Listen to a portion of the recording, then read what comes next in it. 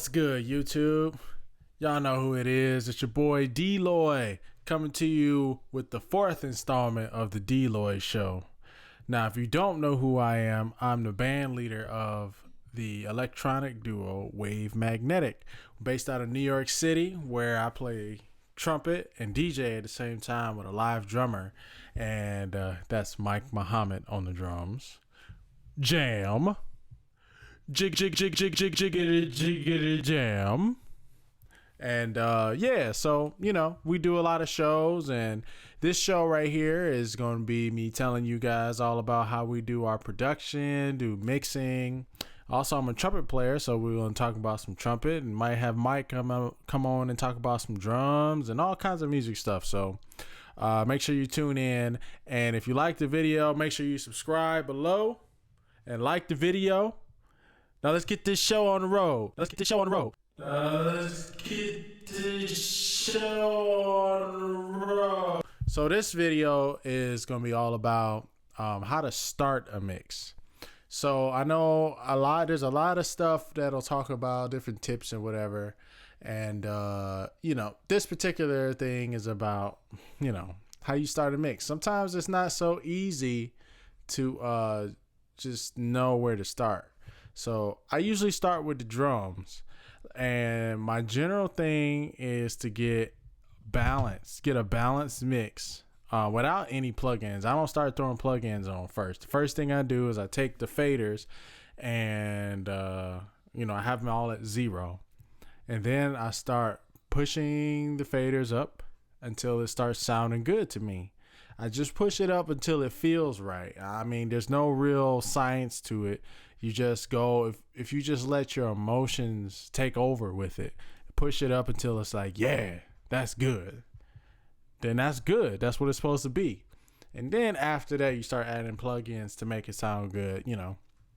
So first thing is, since I use the drums first, the first thing I start with is a kick drum. I always leave the kick drum around -15. So I'm gonna walk you through how I start a mix. So, you know, this might be about 10 minutes long. So here we go.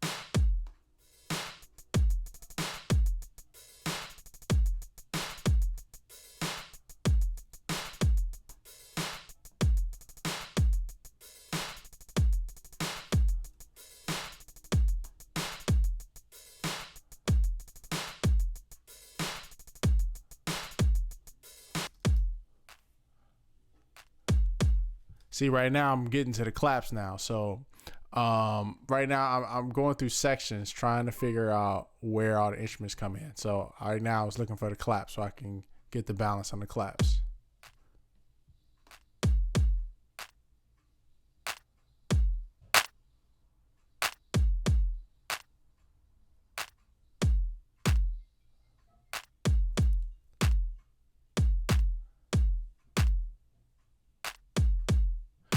Now I'm looking for the toms, and I just found them. So here we go.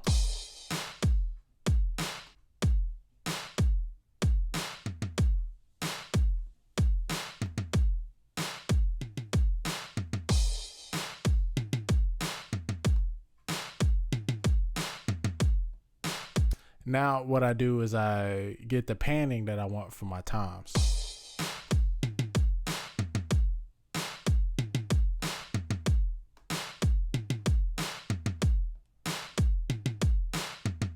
I usually pan them evenly on both sides, but I keep them pretty wide. Now I look for my crashes, my cymbals, to make sure all of that's good.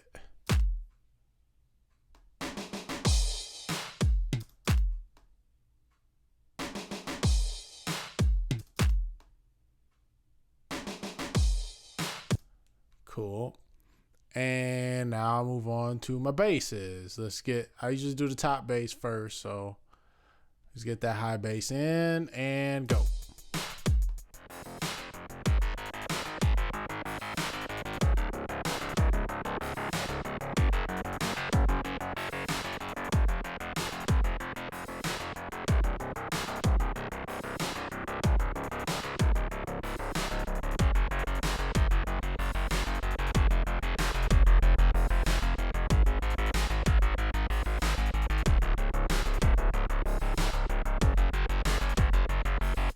Good.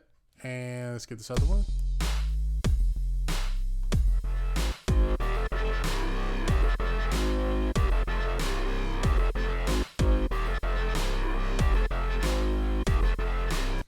Good. And now we're going to get some of these pads. Where's the pads? Pads. Here's my chords.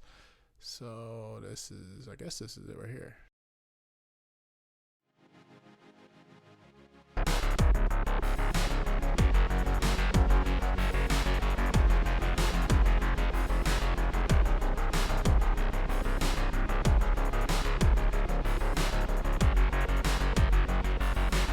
Good. And the ARP sound.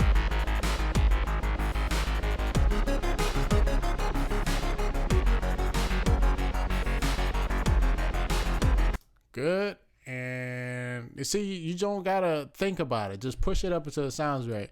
Now I'm using headphones. I usually don't mix in headphones, but this is what it sounds like. This how it sounds right in my headphones. I would usually use my speakers. If you can see them, those are usually my speakers. So, yeah, I'm using headphones right now. So this is how it feels good in these. So let's get this melody.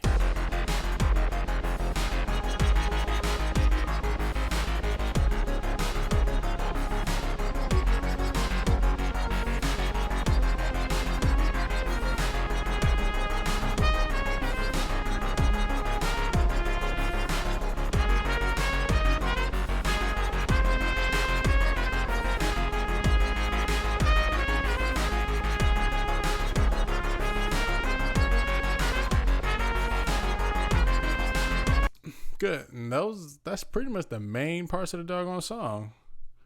Let's see here. Is there another more leads? Yeah. So let's get this other lead in.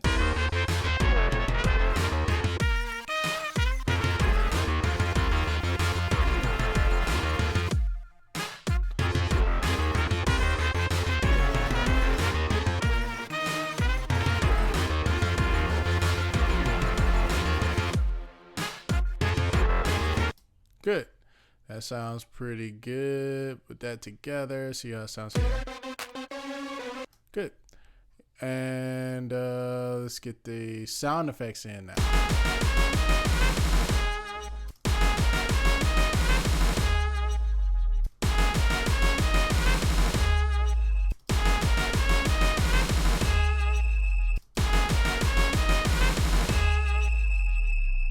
Good. And let's get this riser in.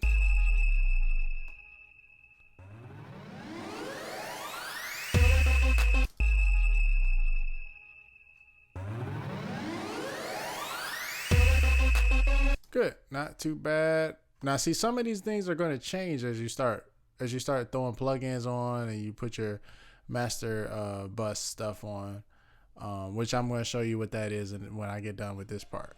When that comes through, you know, some of this stuff is going to change, but you just get it to feel good first.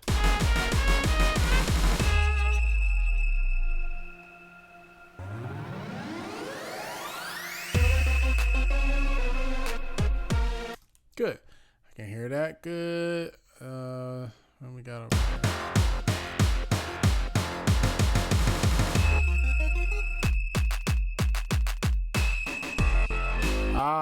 Where is that? There's a sound I'm missing. There it is. This right here. Ooh, that was way too loud.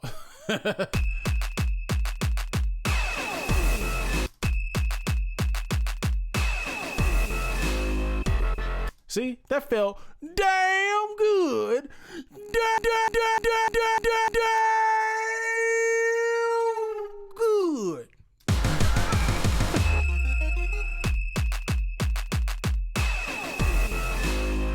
All right, cool. And I think that might be it. Oh, what's this square arp thing? Oh, that's another one. See, you gotta check it. You gotta check it out to make sure you ain't missing that.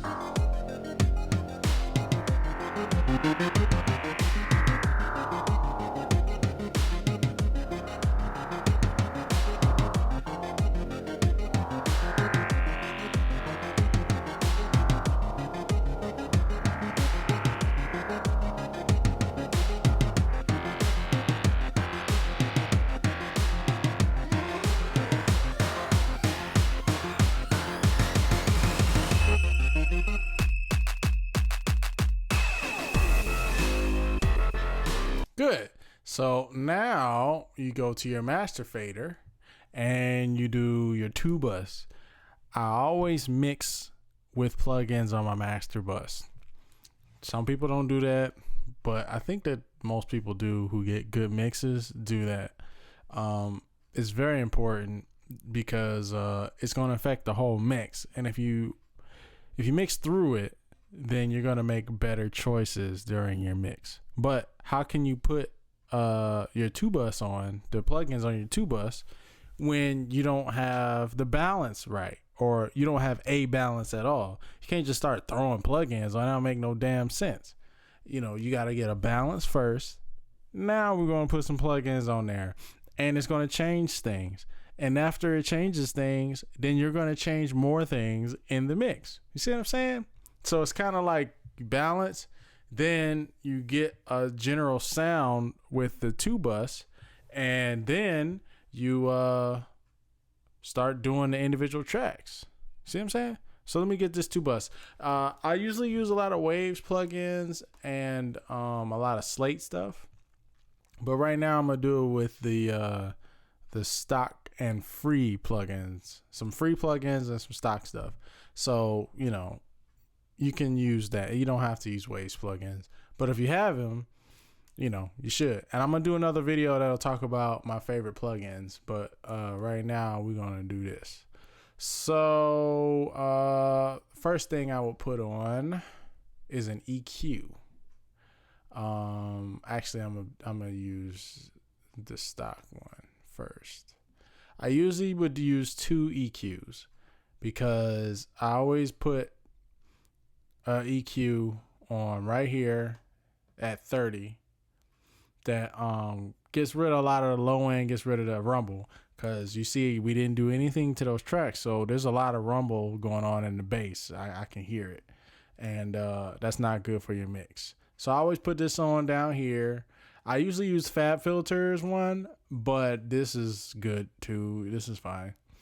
So other thing, this can be used in mid-side mode. As you can see, this is mid-side. So, bam, I use the mid at 30 here. Bam, I take the side and I cut higher. I usually cut at about 100, around there, because you don't want any bass in the sides either. That's bad news. Bad news. Stereo bass, bad news. Biggity, bad news. Don't do that shit. Yeah, you want to keep your bass in mono. So the next thing I do is put another EQ to shape the sound, because this right here is just, just covering your bases and make sure nothing's going to be terrible. Now let's actually make a good sound. So I like this right here. The slick EQ. This is what's up. So let's play it and see what we got. You just turn the knobs till it sounds good.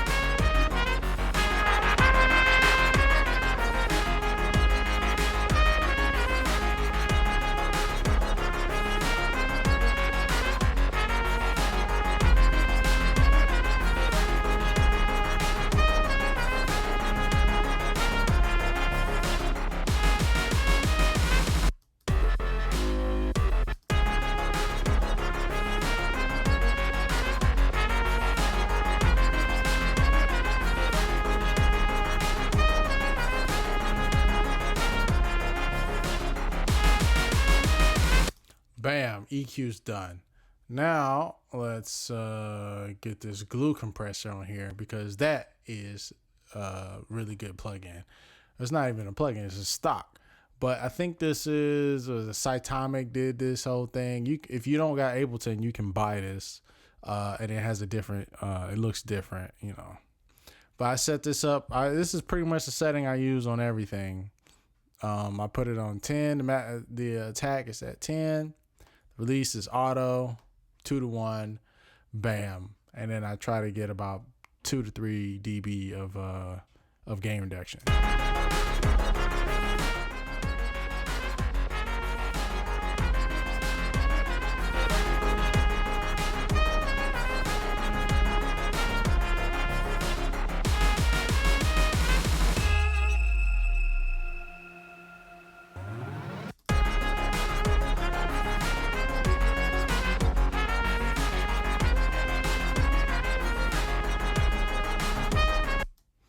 And that's pretty much it right there. That is how you start a mix. Yeah, baby, yeah!